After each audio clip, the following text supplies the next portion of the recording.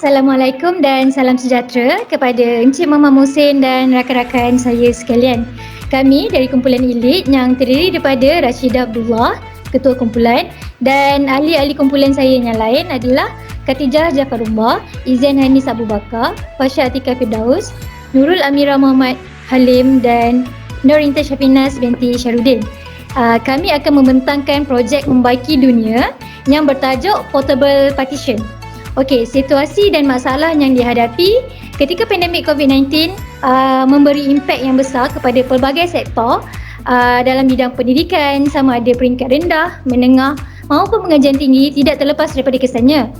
Perkara yang dikhawatiri oleh parents, ibu bapa adalah penjarakan sosial waktu pembelajaran bersemuka dalam kelas, semasa makan di kantin atau semasa berada di perpustakaan dan lain-lain. Selain itu, masalah ni tak tertumpu kepada pelajar sahaja. Pekerja pelbagai sektor juga turut merasainya apabila diarahkan untuk berada di pejabat atau masuk ofis, perlu membuat perbincangan secara bersemuka. Selain topeng muka dan memakai hand sanitizer, di sini kami mencari cara atau langkah yang terbaik untuk anak-anak mereka semasa berada dekat sekolah atau dekat mana-mana supaya anak-anak mereka ni boleh teruskan pembelajaran secara bersemuka tanpa kita risaukan. Dan kami juga mencari idea untuk perlindungan bagi pekerja yang perlu membuat perbincangan secara face to face. Okey, yang seterusnya ahli kumpulan saya akan bentangkan. Kumpulan kami ingin memperkenalkan produk kami iaitu Portable Partition. Produk ini adalah hasil ciptaan kumpulan kami yang tiada di pasaran lagi. Produk ini melindungi pengguna sebagai dinding pelindung yang berkesan dengan melindungi diri dari percikan pernafasan dan air liur orang lain. Selain itu, produk ini juga mengelakkan diri kita daripada sentuhan orang lain. Dengan kemudahan portable iaitu boleh dibawa ke mana saja. Pengguna boleh menggunakan produk ini semasa belajar di dalam kelas, semasa makan di kantin, semasa membaca buku di perpustakaan dan semasa mengulang kaji atau di mana-mana saja. Produk ini juga tidak tertumpu kepada pelajar saja, malahan boleh digunakan oleh semua lapisan masyarakat. Melihat dari segi kepentingan penggunaan portable partition sebagai dinding pelindung mudah dibawa. Orang ramai boleh menggunakan produk ini di luar kawasan rumah seperti berada di pejabat, ruang pantry, restoran dan banyak lagi. Kemudian rakan saya akan sambung. Saya akan menerangkan bagaimana membina produk ini. Produk ini dibina menggunakan dua bahan utama iaitu cardboard dan juga plastik resina. Cardboard dipilih atas faktor ketahanan dan kualiti, manakala faktor warna yang dipilih iaitu hitam untuk menampilkan portable partition ini lebih elegan, kemas dan bergaya apabila dibawa dan menggunakannya. Bahan kedua adalah plastik resina untuk dijadikan sebagai tertingkap atau dinding perlindungan di bahagian hadapan, kanan dan kiri, membolehkan pengguna melihat keadaan sekeliling apabila menggunakannya. Bahan-bahan keperluan yang lain seperti cutter atau pemotong digunakan untuk memotong cardboard dan double-sided tape untuk mencantumkan bahagian-bahagian yang telah dipotong, dan cloth binding tape digunakan untuk kemasan dan beberapa barang keperluan tambahan yang diperlukan untuk menambah baik dalam menghasilkan produk ini. Berikut adalah langkah-langkah bagi membina portable partition ini. Langkah pertama adalah mengukur dan memotong cardboard kepada 4 bahagian untuk membina tiang di setiap sisi iaitu kanan, kiri, atas dan bawah, dan tiang ini berfungsi untuk menstabilkan tertingkap atau pelindung bahagian hadapan supaya berdiri dengan kukuh dan juga membina bingkai bahagian hadapan kanan dan kiri. Langkah kedua adalah memotong dan melekatkan plastik resina pada bingkai bahagian hadapan kanan dan kiri.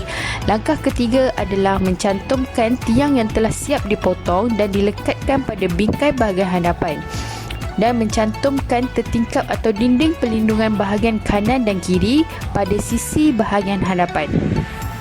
Seterusnya, langkah keempat adalah melekatkan pita velcro pada bingkai kanan dan kiri supaya mudah ditutup dan dibuka, dan melekatkan pemegang di bahagian atas bingkai hadapan untuk mudah dipegang dan dibawa, dan akhir sekali melekatkan coating binding tape untuk kemasan.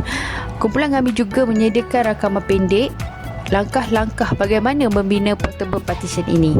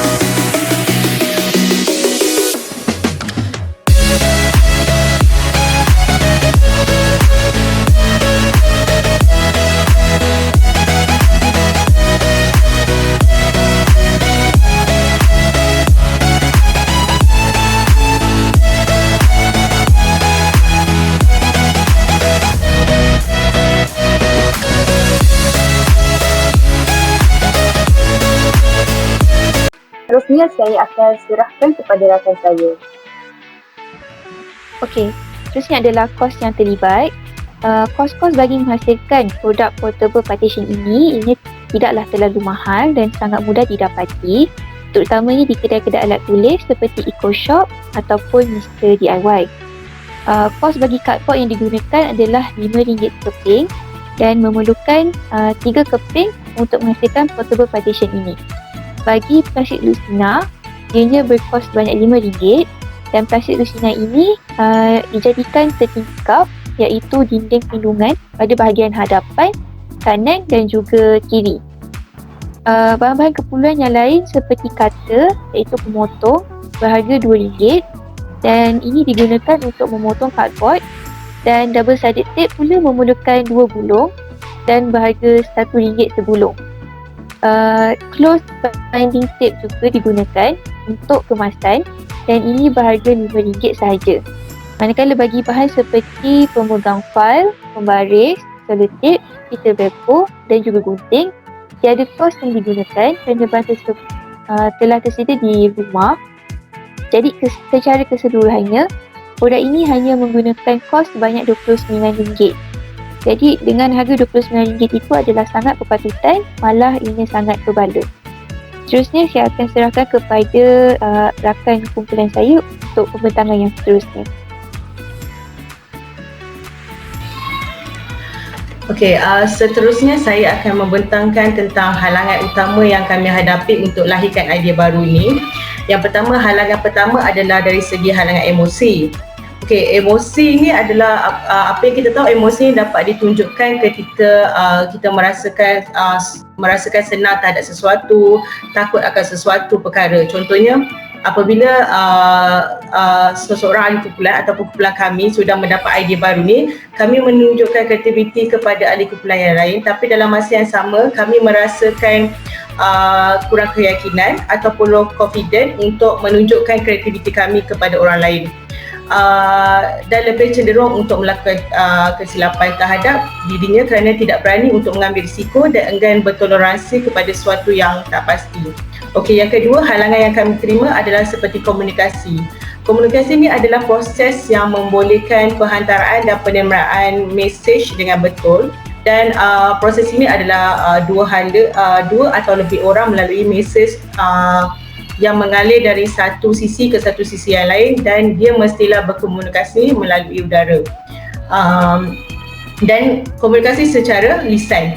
sebagai contoh, dalam keadaan pandemik ni kita susah untuk berkumpul bagi memberikan idea di antara satu sama lain.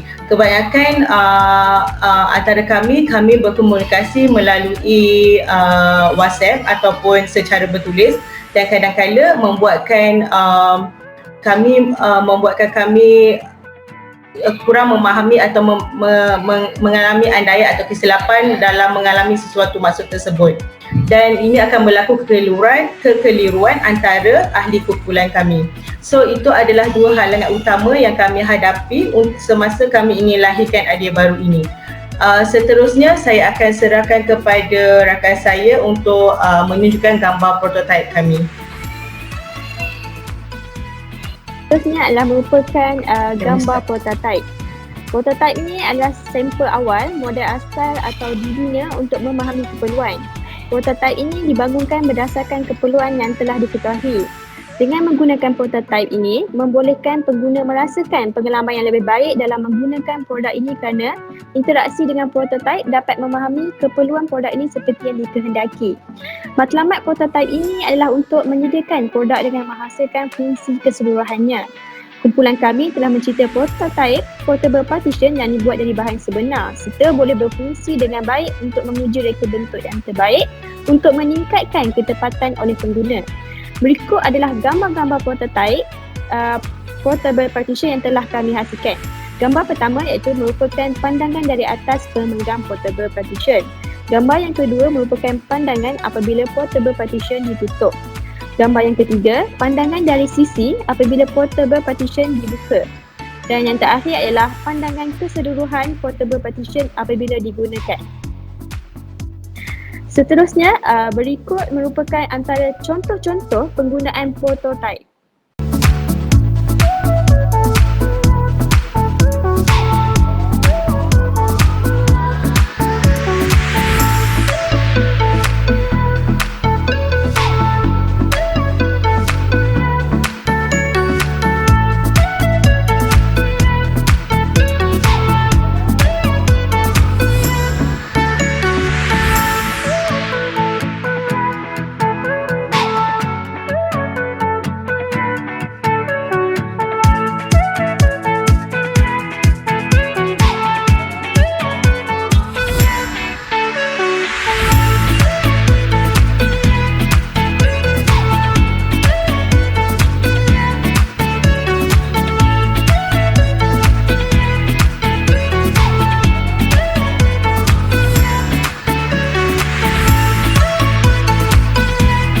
Kesimpulannya, prototipe ini sangat bermanfaat kepada pengguna dan mudah untuk dibawa ke mana-mana.